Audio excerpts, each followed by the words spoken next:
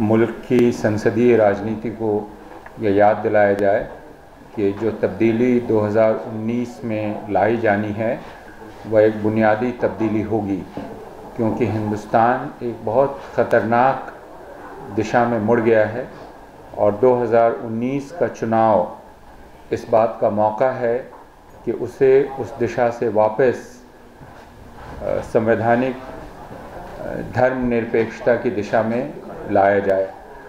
न सिर्फ यह कि भारत को वापस संवैधानिक धर्मनिरपेक्षता की दिशा में आना है, बल्कि यह भी कि उसे संविधान के की प्रस्तावना के चौथे बिंदु को याद करना है। जो चौथा बिंदु संविधान में फ्रैटर्निटी का है। अगर हिंदुस्तान को एक राष्ट्र के तौर पर बचे रहना है तो उसके लिए ज़रूरी है कि उसमें एकजुटता कायम रहे, और अगर उसकी एकजुटता को तार-तार कर दिया गया तो हिंदुस्तान का हिंदुस्तान रहना मुमकिन नहीं है। हम यह क्यों कह रहे हैं कि यह सबसे अहम है? यह इसलिए कि हम आपको याद दिलाएं कि पिछले 2 दिनों में 2 अहम बयान आए हैं। एक बयान खुद इस देश के प्रधानमंत्री का आया है। प्रधानमंत्री ने यह कहा खुलेआम एक मीडिया हाउस के कार्यक्रम में कि डर का होना बहुत ज़रूरी है और अच्छा है। उन्होंने कहा कि देश के भीतर और बाहर जो देश विरोधी हैं, राष्ट्र विरोधी हैं, उनके अंदर डर का होना बहुत अच्छा है। और उसको उन्होंने दोहराया कि मैं इसे दोहराना चाहता हूं कि देश के भीतर और बाहर।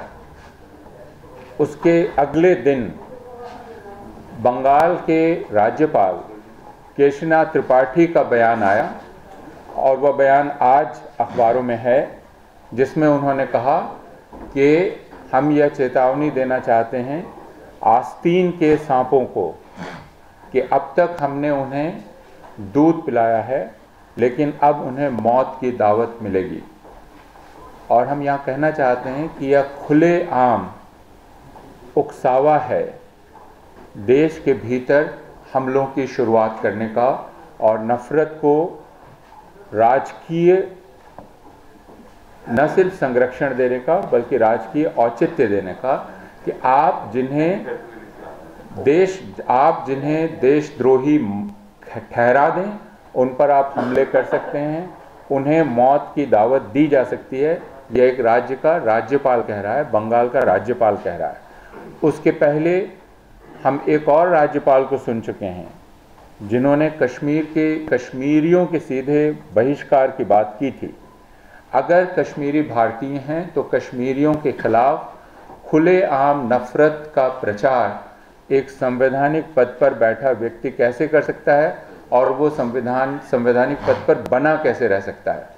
इसका अर्थ यह है कि इस देश में यह बात अब स्थापित है कि कश्मीरियों पर हमले हो सकते हैं, कश्मीरियों के खिलाफ घृणा प्रचार हो सकता है, मुसलमानों के पर हमले हो सकते हैं, मुसलमानों के खिलाफ घृणा प्रचार हो सकता है, उन लोगों पर हमले हो सकते हैं जो सरकार के कदमों की आलोचना कर रहे हैं और जो सरकार से मुश्किल सवाल कर रहे हैं। उनको सिर्फ एक चीज़ करनी है कि आप उन्हें राष्ट्रद्रोही कह दें, उसके बाद उन पर हमले किए जा सकते हैं, उनके खिलाफ नफरत फैलाई जा सकती है और उन्हें असुरक्षित बनाया जा सकता है। जैसा यहाँ शुरू में कहा गया कि देश बिल्कुल एक नए बिंदु पर पहुँच गया है, और नया बिंदु यह है कि अगर किसी को कोई ये कहे कि मुझे शक है कि आपके झोले में गाय का गोश्त है, तो सिर्फ इस शक के बिना पर आप पर हमला किया जा सकता है। पुलिस इसके चलते आपको गिरफ्तार कर सकती है, उसको नहीं जिसने आप पर हमला किया है। और पिछले 5 वर्ष में यह इस देश का स्वभाव बन गई है। इसलिए हम यह कह रहे हैं कि राजनीतिक दल जिस बात को बताना चाहते हैं और दूसरे लोग कि रोज़गार का मुद्दा प्रमुख है, वह ज़रूर प्रमुख है, वह अहम मुद्दा है। किसानों का मुद्दा बहुत अहम मुद्दा है। रोज़मर्रा के सवाल बहुत अहम सवाल हैं। किसानों को उपज का सही मूल्य मिलना बहुत अहम सवाल है। जिस तरह संस्थाओं को नष्ट किया गया है वो बहुत अहम प्रश्न है। लेकिन उन सब से ज़्यादा अहम यह है कि इस मुल्क की तासीर बदली जा रही है, इस मुल्क का स्वभाव बदला जा रहा है।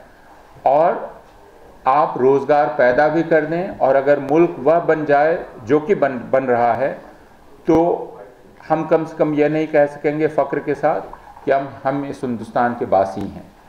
इसलिए यह याद दिलाना बहुत ज़रूरी है कि यह चुनाव दरअसल नफ़रत के ख़िलाफ़ एक जंग है, एक संघर्ष है, एक मुहिम है।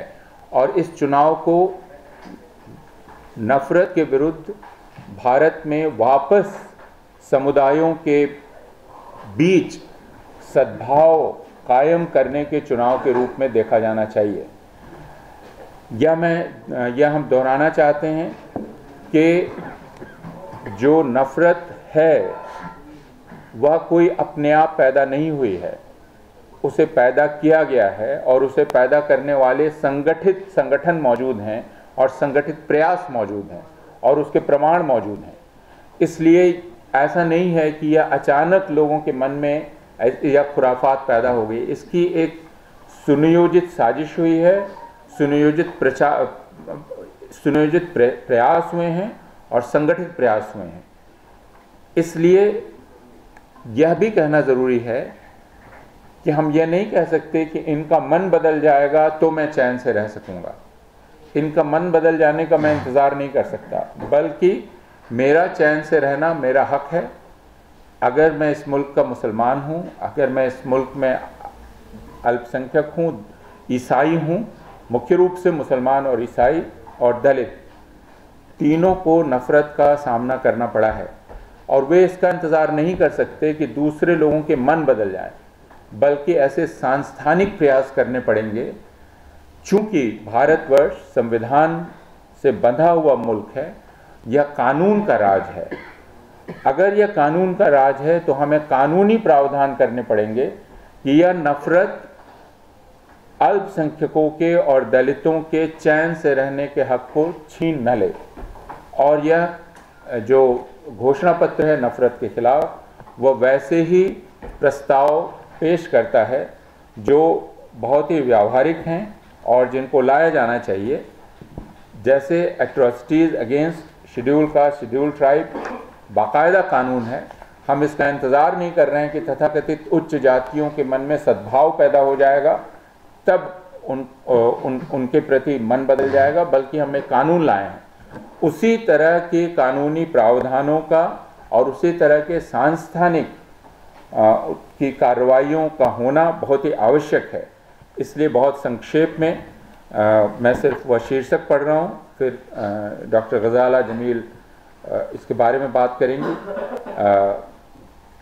क्योंकि पिछले 5 वर्षों को अगर भारतवर्ष के इतिहास में किसी एक चीज़ के लिए जाना जाएगा, एक शब्द के लिए, जो शब्द सबसे आम हो गया, तो वो मॉब लिंचिंग है। यहाँ तक कि वो अंग्रेज़ी से निकलकर हिंदी, उर्दू और हिंदुस्तान की सारी ज़ुबानों का शब्द बन गया है, वो अब सिर्फ अंग्रेज़ी का शब्द नहीं है। तो मॉब लिंचिंग के जितने भी मामले हुए हैं उनकी जांच पड़ताल सुनिश्चित करना और एक उच्च स्तरीय न्यायिक प्राधिकरण गठित किया जाए जो जितने नफ़रत पर आधारित अपराध हैं, मॉब लिंचिंग है और अल्पसंख्यकों पर जो सुनियोजित हमले हुए हैं उनकी बाकायदा जांच पड़ताल करेगी। जितने पुलिस एनकाउंटर हुए हैं, क्योंकि उत्तर प्रदेश में पुलिस, पिछले उत्तर प्रदेश के मुख्यमंत्री ने नफ़रत को एक दूसरी भाषा में रखा। उन्होंने कहा जो अपराध करे उसे ठोंक दो, यह उनकी भाषा थी। और इसलिए उसकी आड़ में दलितों, गरीबों और अल्पसंख्यकों का सफाया किया जाने लगा। इसलिए पुलिस एनकाउंटर्स पे भी एक अलग न्यायाधिकरण स्थापित करने की मांग है। सांप्रदायिक और सुनियोजित हिंसा की रोकथाम से संबंधित बिल को प्राथमिकता के साथ पेश किया जाना चाहिए और पारित किया जाना चाहिए। मॉब लिंचिंग पर कानून की बात पहले हो चुकी है और यह चीज़ होनी चाहिए। जिन कानूनों का सहारा लेकर सबसे ज़्यादा हमला किया जाता है यानी एक तरफ तो नफ़रत है और नफ़रत का प्रचार करने वाले और उस पर हिंसा को आयोजित करने वाले संगठन हैं, जैसे बजरंग दल, जैसे राष्ट्रीय स्वयंसेवक संघ के दूसरे संगठन, विश्व हिंदू परिषद या दूसरे और संगठन। लेकिन उसके साथ जो सरकारी कवच उनको मिलता है वो सरकारी कवच है राष्ट्रीय सुरक्षा कानून, जो अभी मध्य प्रदेश में भी लगाया गया कांग्रेस सरकार के होने के बावजूद, और जो दूसरी जगह आसानी से मुसलमानों पर लगा दिया जाता है और दलितों पर लगा दिया जाता है। तो ये जो कानून है, राष्ट्रीय सुरक्षा कानून और राजद्रोह से संबंधित कानून, इनको फौरन ख़त्म किया जाए। राष्ट्रीय मानवाधिकार आयोग और अल्पसंख्यक आयोग को ताकत दी जाए, उन्हें संवैधानिक निकाय बनाया जाए।